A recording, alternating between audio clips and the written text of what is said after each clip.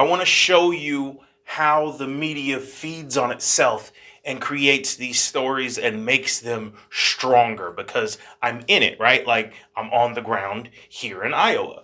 So what we're dealing with right now, this morning, Bernie was on some radio show and he answers a question, of course, about the whole deal with Elizabeth Warren.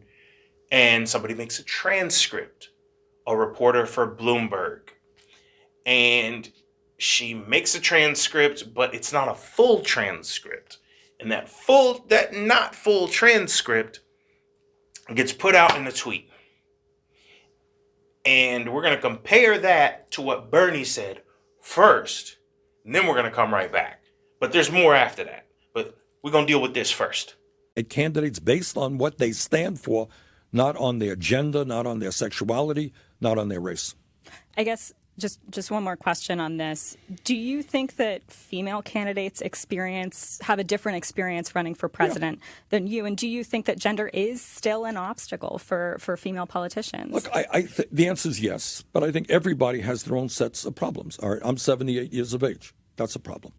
There are a lot of people who say, well, I like Bernie. He's a nice guy, but he's 78 years of age. All right, so we have to argue, please look at the totality of who I am. If you're looking at Buttigieg, he's a young guy. And people will say, well, he's too young to be president. You look at this one, she's a woman. Look at this. So everybody, brings some negatives, if you like. I would just hope very much that the American people look at the totality of a candidate, not at their gender, not at their sexuality, not at their age, but at everything. And, nobody is perfect. There ain't no perfect candidate out there. And all of us have got to do the best. What does that candidate stand for? What is the life record of that campaign? One of the advantages of kind of being old, if I may say so, I have a long record. I've been doing this stuff for decades. I've been, making my fights. Some of you agree with me. Some of you don't. But, my record has taken on virtually every special interest out there. I've been doing that for like 30 years, standing up for working people. I've probably been on more picket lines than, all of my opponents combined. That's what I do. You talked about Medicare for all. I've been doing this for 25, 30 years or more. All right, so everybody has their advantages. Everybody has their disadvantages. All I would ask of voters, take a look at the totality of the candidacy of the person. Let's talk a little bit about foreign policy. All right. So we've seen that. Now, let's go one step further. Right after that interview, in the press gaggle that Elizabeth Warren was in, I was in the press gaggle. I want you to watch how this question is framed. And remember, this question is framed this way based off of the transcript that was posted on Twitter. So this is the media feeding on itself again. So a story was reported incorrectly, and that incorrection gets a question asked. So let's go look at that now. He was asked, do you think that gender is still an obstacle for female politicians? Senator Sanders' response was, look, the answer is yes. But I think that, I think everybody has their own set of problems. I'm 78 years old. That's a problem. Is being a woman a problem? I have no further comment on this. Senator Warren. I have no further comment on Is this. being a woman a problem? I have been friends with Bernie for a long time. We worked together on many, many issues. And I've said all I'm going to say at this time. Senator, this is something that your supporters, his supporters, have been talking about all weekend. He's not commenting anymore, but he just said this right now. You don't have any further comments on I this? have no further. Senator. Okay, so based off of that, we get this horribly framed question.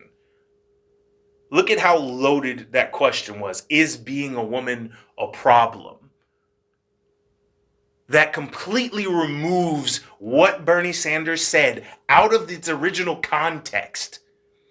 When he was saying a problem in that case, he was specifically referring to it being under a system of oppression and President Trump using that against whoever comes up against him.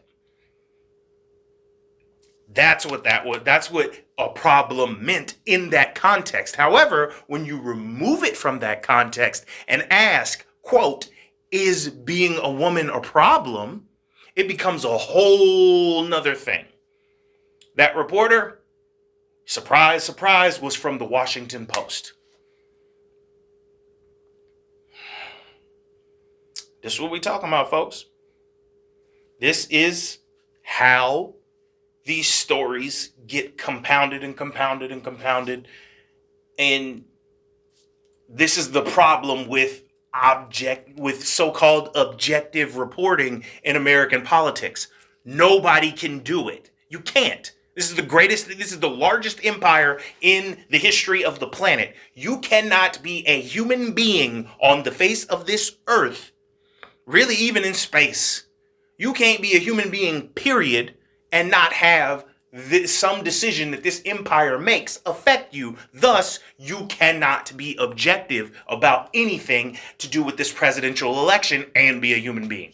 Period. Really, you can't, let alone be a human being. Dolphins can't be objective about this empire.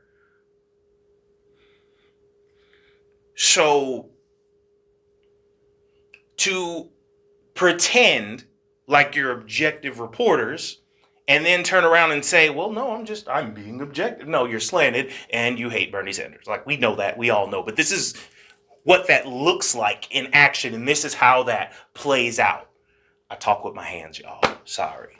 But yeah, this is literally, we're watching how that plays out in real time. And then you compound it furthermore with the New York Times fully going like it literally looks like The Apprentice. They're deliberating like The Apprentice. They're trying to beat the reality show President with a reality show of their own for their endorsement that honestly means nothing. Nothing. People told y'all Trump was going to win.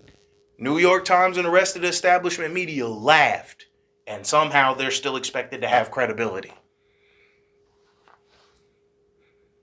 These media types ask these questions and report on what's going on in American politics, and we expect them to be objective. And I'm sorry, objectivity is a white supremacist, imperialist, sexist, homophobic, misogynist. It's all of these systems of oppression, classist, rolled into one in a lie.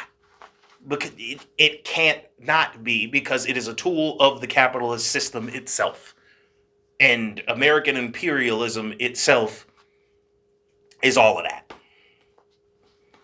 Don't get mad at me. I'm just a messenger.